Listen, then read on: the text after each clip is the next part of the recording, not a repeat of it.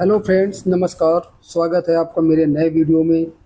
आज का टॉपिक है सोलर पंप या सोलर ट्यूबवेल। अगर आप अपने खेतों में सोलर से चलने वाला ट्यूबवेल या सोलर पंप लगवाने के बारे में सोच रहे हैं तो ये वीडियो आपके लिए होने वाला है। फ्रेंड्स, आज की डेट में बढ़ते बिजली के बिलों और बिजली की कटौती को देखते हुए ज़्यादातर किसान पानी को लेकर काफ़ी चिंतित हैं और वो अपने खेतों में सोलर से चलने वाला ट्यूबवेल लगाने के बारे में सोच रहे हैं।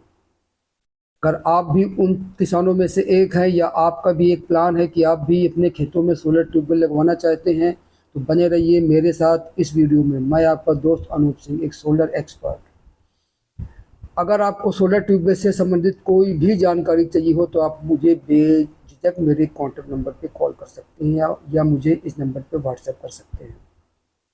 दोस्तों, अब ट्यूबवेल के बारे में या सोलर पंप के बारे में क्या होता है कि हमारे यहाँ पे 1.5 HP, 2 HP, 3 HP, 5 HP, 7.5 HP, 10 HP, 50 HP, जो भी हम चाहे वो हम अपने खेतों में ट्यूबवेल लगवा सकते हैं। ये डिपेंड करता है कि आपके यहाँ पर वाटर का जो लेवल है वो कितने फीट पे है और आप कितना पानी चाहते हैं या आप कितने इंची का पानी चाहते हैं। तो इसका मोटा मोटा जो कैलकुलेशन है मैं आपको बता दूं।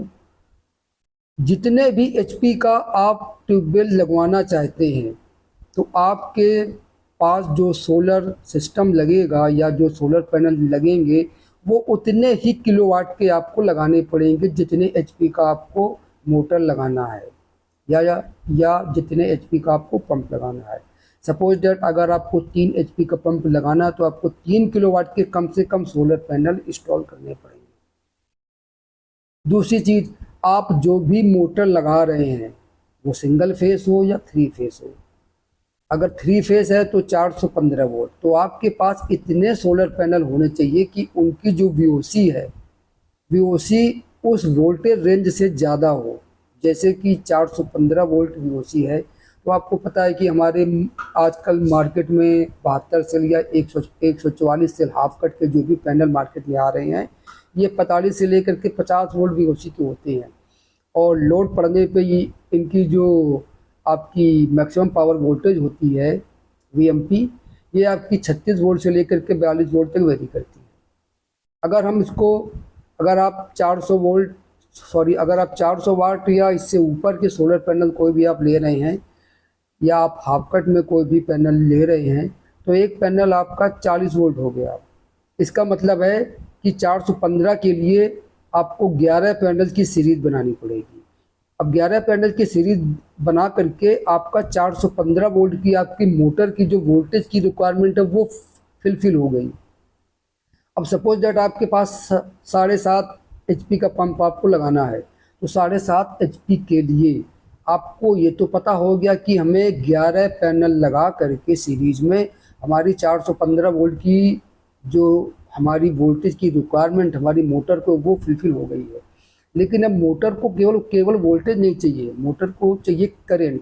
अब सपोज दैट 7.5 एचपी की जो मोटर है उसको 415 वोल्ट चाहिए और 16 एम्पियर या 15 एम्पियर की उसको करंट चाहिए। अब आपने जो सोलर पैनल की स्ट्रिंग बना करके आपने वोल्टेज रेंज तो पा ली। अब आपको पैनल की आईएमपी भी देखनी है कि मैक्सिमम पावर के टाइम पे उसकी मैक्सिमम करंट कितनी होती है। तो ज़्यादातर आपके 335 वाट के सोलर पैनल आपके पॉलीक्रिस्टलाइन पैनल हैं, इनकी जो मैक्सिमम करंट होती है वो आपकी 7.5 से 8.5 एम्पियर के आसपास होती है। अब आपकी मोटर को चाहिए 15 एम्पियर। इसका मतलब है कि आपको 15 एम्पियर बनाने के लिए आपकी जो वोल्टेज रेंज है वो तो आपने पा ली, लेकिन जो करंट रेंज है आपकी मोटर की जो रिक्वायरमेंट है वो फुलफिल करने के लिए आपको 11 पैनल सीरीज करके आपको 2 स्ट्रिंग बनानी पड़ेंगी और उन दोनों स्ट्रिंग को पैरेलल करके आपका जो मोटर का कंट्रोलर होगा उस कंट्रोलर पे आपको देनी पड़ेगी। जब आप उस कंट्रोलर पे देंगे तो आपके पास 15 से 16 एम्पियर की करंट और लगभग 430 वोल्ट आपके पास वोल्टेज अवेलेबल हो जाएंगे, 430 या 440 वोल्ट। तो इस तरह से क्या होगा कि आप आपकी जो मोटर की रिक्वायरमेंट है या आपके जो पंप की रिक्वायरमेंट है, वोल्टेज और करंट, ये दोनों फुलफिल हो जाएगी।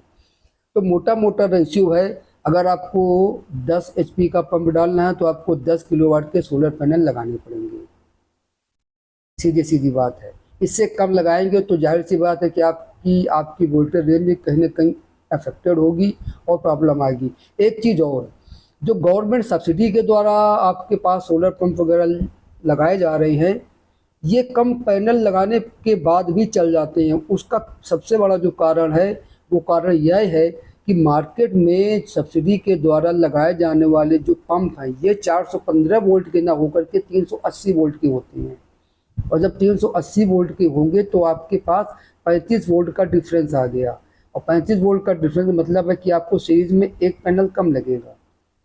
अब जहाँ पे आपके 22 पैनल लग रहे थे 7.5 HP के लिए, अब वहीं पे आपको 20 पैनल में 7.5 HP का पंप चल जाएगा सब्सिडी वाला। लेकिन मार्केट में क्रॉम्पटन, हैवेल्स, आप जो भी अन्य अदर ब्रांड की लूबी वगैरह जो भी मोटर आप परचेज करेंगे, ये आपको 415 वोल्ट पे ही मिलेंगी। इसलिए आपको कम से कम 11 पैनल की सीरीज बनानी ही पड़ेगी।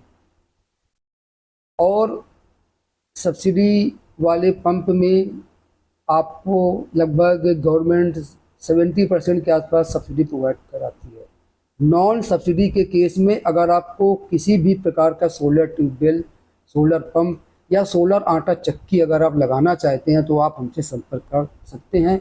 हमारा जो प्राइस है वो 45 रुपीज़ पर वाट से लेकर के आपको 49 रुपीज़ पर वाट तक कम अवेलेबल हो जाएगा। ये रेट इस वजह से वेरी हो रहा है क्योंकि मार्केट में अलग अलग कंपनी के ब्रांड के हिसाब से उनके मार्केट प्राइस अलग अलग हैं।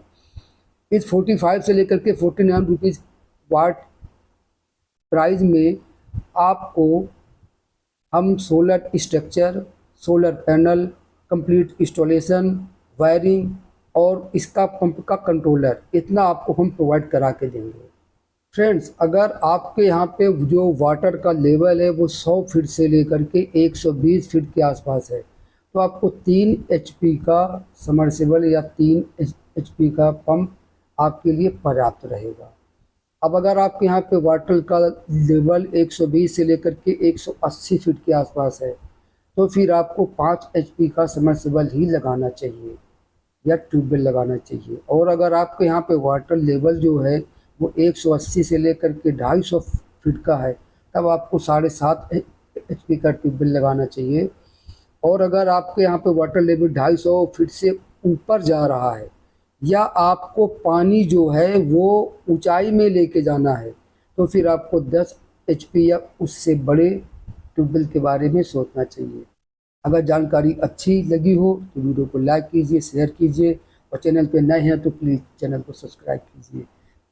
मिलते हैं किसी अन्य वीडियो में किसी नए टॉपिक के साथ में, उसमें भी आपके सारे डाउट सोलर ट्यूबवेल को लेकर के ख़त्म हो चुके होंगे। तो मिलते हैं अगले वीडियो में। जय हिंद।